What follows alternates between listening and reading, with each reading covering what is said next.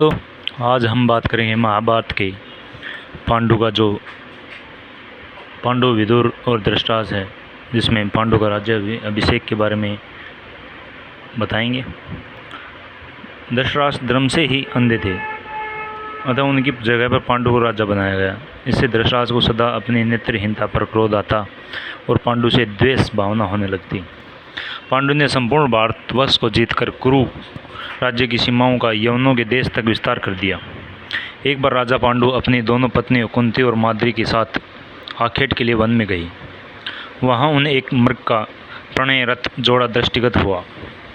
पांडु ने तत्काल अपने बाण से उस मृग को घायल कर दिया। मरते हुए मृग रुदारी निर्दोष ऋषि ने पांडु को शाप दिया, राजन तुम्हारे समान क्रूर पुरुष इस संसार में कोई भी नहीं होगा। तूने मुझे प्रणय के समय बाण मारा है, अतः जब कभी भी तू प्रणयरत होगा तेरी मृत्यु हो जाएगी। इस हिसाब से पांडु अत्यंत दुखी हुए और अपनी रानियों से बोले, हे देवियों, मैं अपनी समस्त वासनाओं का त्याग करके इस वन में ही रहूँगा। तुम लोग हस्तिनापुर लौट जाओ। उनके वचनों को सुनकर दोनों रानियों ने दुखी होकर कहा, नाथ, हम आपके बिना एक क्षण भी जीवित नहीं रह सकती।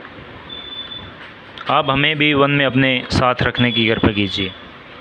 पांडु ने उनके अनुरोध को स्वीकार कर उनके वन में अपने साथ रहने की अनुमति दे दी।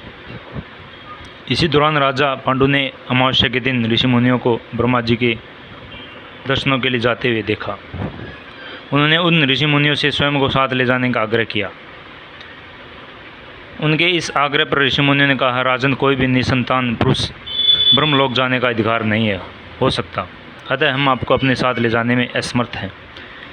ऋषि मुनियों की बात सुनकर पांडु अपनी पत्नी से बोले, हे कुंती, मेरा जन्म लेना ही व्यर्था हो रहा है, क्योंकि संतानहीन व्यक्ति पितृण, ऋषिऋण, देवऋण तथा मनुष्यऋण से मुक्ति नहीं पा सकता।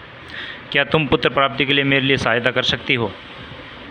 कुंती बोली, हे आर्यपुत्र, दुर्वासा ऋषि ने मुझे ऐसा मंत्र प्रदान किया है जिसमें मैं किसी भी देवता का आह्वान करके मनोवांछित वस्तु प्राप्त कर सकती हूँ। आप आज्ञा करें कि मैं किस देवताओं को बुलाऊं। इस पर पांडु ने धर्म को आमंत्रित करने का आदेश दिया। धर्म ने कुंती को पुत्र प्रदान किया, जिसका नाम युधिष्ठिर रखा हुआ है। कालांतर में पांडु ने कुंती को पुनः 2 बार वासुदेव तथा इंद्रदेव को आमंत्रित करने की आज्ञा दी। वासुदेव से भीम तथा इंद्र से अर्जुन की उत्पत्ति हुई। तत्पश्चात पांडु की आज्ञा से कुंती ने माद्री को उस मंत्र की दीक्षा दी। माद्री ने अश्विन कुमारों को आमंत्रित किया और नकुल तथा सहदेव का जन्म हुआ। एक दिन राजा पांडु माद्री के साथ वन में सरिता के तट पर भ्रमण कर रहे थे। वातावरण अत्यंत रमिक तथा और शीतल मंद सुगंधित वायु चल रही थी। सहसा वायु के झोंके से माद्री का वस्त्र उड़ गया। इससे पांडु का मन चंचल हो उठा और वे प्रणय से प्रमत्त हुए थे कि शापवश उसकी मृत्यु हो गई। माद्री उसके साथ सती हो गई, किंतु पुत्रों के लालन पालन के लिए कुंती हस्तिनापुर लौट आई। वहाँ रहने वाले ऋषि मुनि पांडवों को राजमहल छोड़कर आ गए। ऋषि मुनि और कुंती के कहने पर सभी ने पांडवों को पांडु का पुत्र मान लिया और उनका स्वागत किया। आपको ये कथा अच्छी लगी होगी तो धन्यवाद। इस प्रकार पांडु का राज्याभिषेक हुआ। हमारे YouTube चैनल जीरो ब्रेनर को सब्सक्राइब, लाइक एंड शेयर करना न भूलें। नमस्कार दोस्तों,